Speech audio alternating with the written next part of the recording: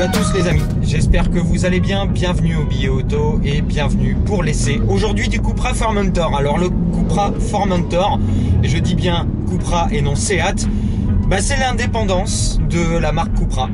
Aujourd'hui la marque Cupra est une marque à part entière, on le sait, avec son premier modèle l'ATK mais qui était dérivé du Seat. Cette fois-ci le Formentor qui tire son nom du cap qui se trouve au nord de l'île de Majorque, où on a pu essayer pas mal d'autos, et le premier modèle qui sera uniquement dédié à la marque Cupra. Le Formentor, c'est une sorte de mix, un crossover entre une berline et un SUV 4,45 m de long et un air pour le moins agressif, notamment sur notre version première édition limitée à 60 exemplaires avec cette peinture mate, satinée, bleue, en raccord avec l'intérieur bleu, et donc agressif avec des lignes saillantes, un physique immédiatement reconnaissable. On est vraiment dans quelque chose de volontairement dynamique sur ce SUV 5 places destiné aux pères de famille assez jeunes et assez sportifs, faut le dire.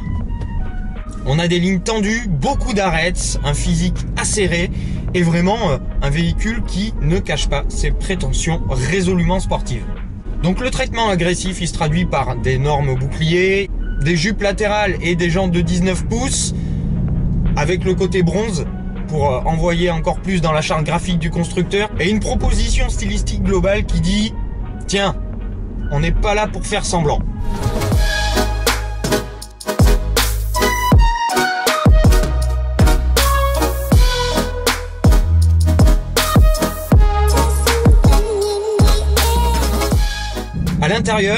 À l'intérieur, là pour le coup, on reconnaît vraiment le style VAG. On a l'écran d'affichage en face de nous de 12 pouces et un énorme écran d'infodivertissement de 12 pouces avec un traitement spécifique quand même à la marque. Et ici, un intérieur inhérent à notre version première édition avec un cuir bleu sur piqué bronze.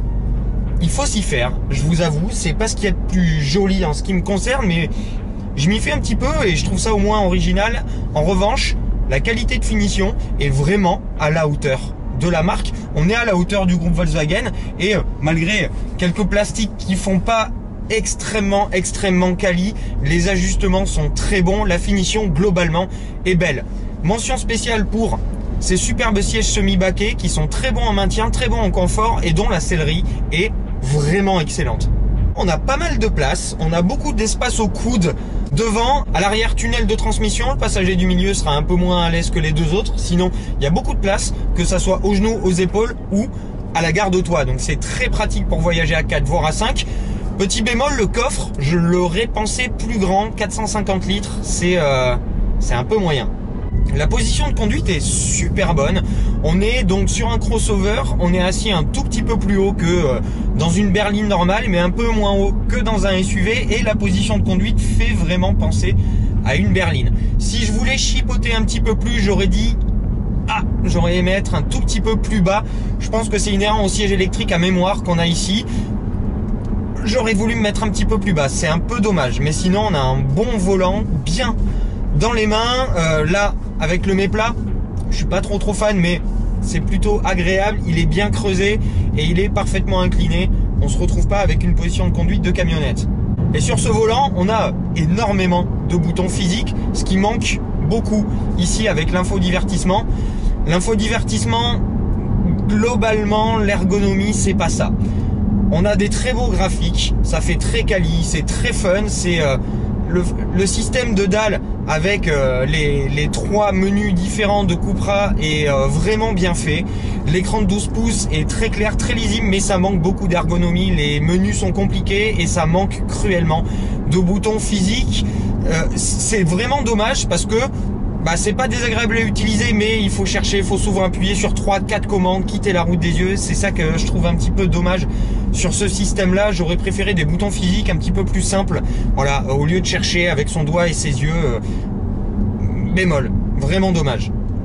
Le volant, lui, plein de boutons physiques. Une fois que vous avez pris le truc en main et que vous commencez à vous y habituer, il n'y a plus aucun souci, vous pouvez naviguer dans l'écran qui est devant vous, et vous avez le bouton de démarrage un petit peu à la Ferrari et un peu à la Audi sur la R8, etc. C'est plutôt bien fait avec les petits accents de bronze, c'est pas désagréable, la finition est bonne et vous avez le sélecteur ici de mode de conduite qui va vous amener sur le mode éco, le mode tout chemin on va dire, le mode normal, le mode sport et le mode Cupra. Voilà, que vous entendez avec le son qui sort des enceintes, on va en reparler après. Moi je me suis créé un petit mode individuel assez sympa. Le dessin de la planche de bord lui est vraiment très bon. Je trouve ça assez anguleux mais plutôt harmonieux et c'est bien dessiné et c'est très bien fini. Vraiment là pour le coup on a une belle finition, ça fait vraiment plaisir à voir. Et toute la techno est disponible évidemment. Conduite semi-autonome de niveau 2, c'est très bien fait avec la voiture qui reste vraiment au milieu de la ligne avec en revanche un lane assist un petit peu intrusif quand vous êtes sur les routes de campagne. Désactivez-le si vous avez envie de faire un petit peu de sport. Mais avec tout ça, ben on est armé pour prendre la route, on prend la route, c'est parti.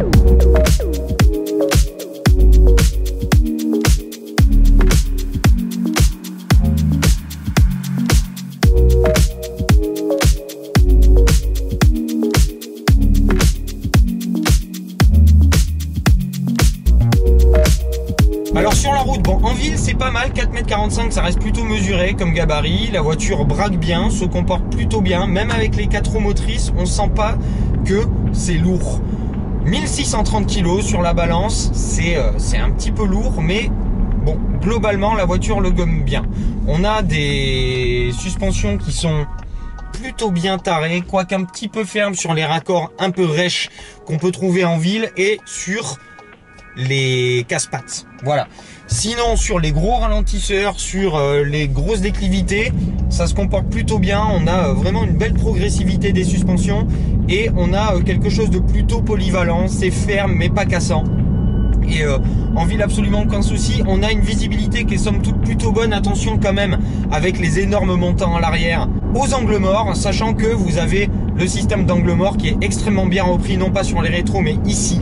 Très pratique, ça vous attrape direct l'œil et vous vous faites pas surprendre. C'est très bien fait et ça va de pair avec un bel éclairage d'ambiance.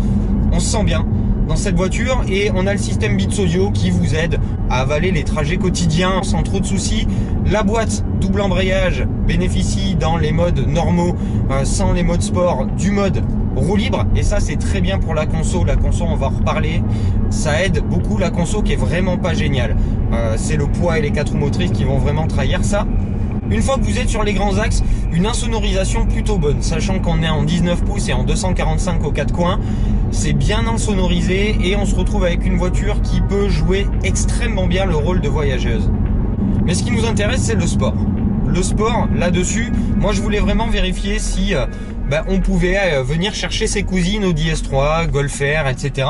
Sachant qu'on a le même moteur, le 4 cylindres 2 litres turbo qui sort 310 chevaux et 400 Nm à 2000 tours minute. Pour ça, il suffit de sélectionner le mode Cupra. Hop, c'est parti. Et là, bon, vous avez le résonateur et le son qui sort des enceintes. C'est très mal fait, hein. On va pas se le cacher, autant c'est bien fait sur l'Audi S3. Ici, c'est trop synthétisé, c'est pas très agréable. On se retrouve avec une voiture un petit peu plus dynamique, un petit peu plus raide, notamment aussi au niveau de la direction.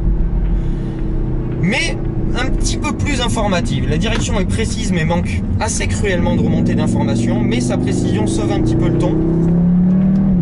Et on a le 4 cylindres qui va donner de la voix. C'est vraiment agréable parce que ce 4 cylindres, il est plein de couple dès le début, il est plein comme un œuf et il accepte de prendre des tours. Donc c'est au choix. Soit vous laissez la boîte, qui était extrêmement lente et molle sur les modes normales, devenir plus réactive en mode sport, gérer. Vous allez l'entendre plutôt bien, privilégier les tours, rétrograder de manière un petit peu plus réactive. Soit vous prenez la main en mode manuel. Dommage, les palettes en plastique sont trop courtes. C'est-à-dire que si, comme moi, vous avez tendance à conduire un petit peu comme ça, sans agripper le volant, vous êtes toujours un peu court sur les palettes. Et ça, c'est vraiment dommage. Et là, vous vous retrouvez avec une voiture un petit peu plus incisive, qui va se placer très naturellement, se neutraliser quand vous relâchez un petit peu les freins, quand vous allez reprendre l'accélérateur. C'est vraiment pas désagréable. Poids freinage, similaire quasiment à l'Audi S3 qu'on a essayé récemment. Très mordant, assez endurant et avec une belle consistance à la pédale. Le cap est très bon dans le rapide, mais on sent une voiture qui, alors, Là, ça sèche un petit peu, mais c'est toute proportion gardée parce qu'on l'a testé essentiellement sur le moulier. Mais une voiture qui va avoir tendance à se laisser embarquer sur son poids et à une répartition des masses qui favorise l'avant, ce qui fait que vous allez vite commencer à sous-virer, sachant que les 4 roues motrices sont assez réactives et permettent à la voiture de pouvoir se contrôler extrêmement bien, même aux limites de l'adhérence. On sent le Haldex, on sent que c'est vraiment une traction qui a tendance à renvoyer à l'arrière, mais ça reste safe, voilà. Et dans le serré, eh ben, vu que c'est un peu plus haut sur pattes, eh ben, la surprise est pas mauvaise. Alors c'est pas ce qu'il y a de plus dynamique, pour moi on n'est pas à la hauteur d'une Golf R ou d'une Audi S3, c'est un petit peu plus polyvalent on va dire, mais c'est pas mal. La proposition est vraiment sympa et je pense que la mixologie que tente cette voiture entre le SUV et la berline est plutôt bien réussie. J'aimerais vraiment l'essayer sur une route fermée ou sur un circuit pour essayer de voir s'il est aussi efficace que son frère l'ATK, parce que son frère l'ATK m'avait assez bluffé en termes de dynamisme. Là, c'est comme je vous disais, toute proportion gardée parce que c'est pas du tout les mêmes conditions. La surprise est plutôt bonne, la voiture a l'air extrêmement bien suspendue et a l'air de se comporter très très bien. Mais pour moi, j'arrive pas à vraiment le différencier par rapport à l'ATK en termes de tenue de route pure et dure. Mais globalement, c'est pas mal. On a une belle polyvalence sans avoir quelque chose d'extrêmement tranchant. Allez, petit axel. Ça marche quand même très très fort. Le 0 à 100 est plié en 4 secondes 8, 250 en pointe. Et comme je vous disais, un moteur assez volontaire, le 2 litres TSI, il est vraiment très très bon. Dans la polyvalence, dans la performance, beaucoup de couple en bas, un moteur assez rageur dans les tours. Mais il y a un bémol là-dedans. Le bémol, c'est la conso. Seat annonce 7 litres 5 en conso mixte. Vous y serez jamais. Comptez un 9 litres 5 en étant un peu pressage. Moi, je suis à 12 litres en étant dynamique. Donc non, on n'y sera pas. Pour parler chiffres, 45 000 € environ. Et à ça, il faut rajouter entre 8 et 10 000 € de malus selon l'optionnage de votre voiture.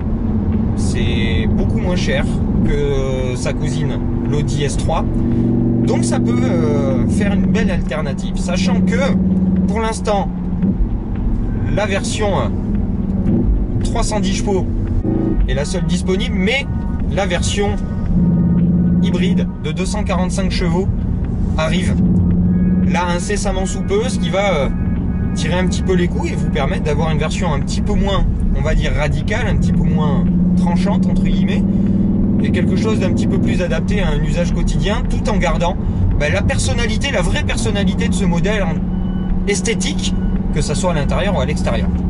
Donc une bonne surprise, une voiture très agréable à rouler tous les jours et une voiture pas désagréable à mener tambour en battant.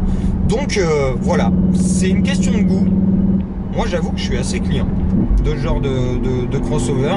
Quelque chose de très polyvalent, une belle alternative à ses cousines du groupe VV, une belle alternative à éventuellement un X2 M35i, ça peut être très cool, une belle alternative à un Audi Q2. On va concurrencer de la berline et on va aller concurrencer du SUV, donc c'est un beau placement de la part de Cupra pour moi. Donnez-lui sa chance, si vous êtes intéressé, essayez-le, vous allez voir, vous pouvez être agréablement surpris. J'espère que vous avez aimé ce petit essai les amis. Si c'est le cas, mettez le petit pouce, n'hésitez pas à vous abonner si ce n'est pas déjà fait. Et puis moi je vous retrouve très très vite pour un nouvel essai, de nouvelles aventures. Et puis d'ici là, je vous souhaite une très très bonne continuation et une bonne fin de ce que vous êtes en train de faire. Ciao les amis.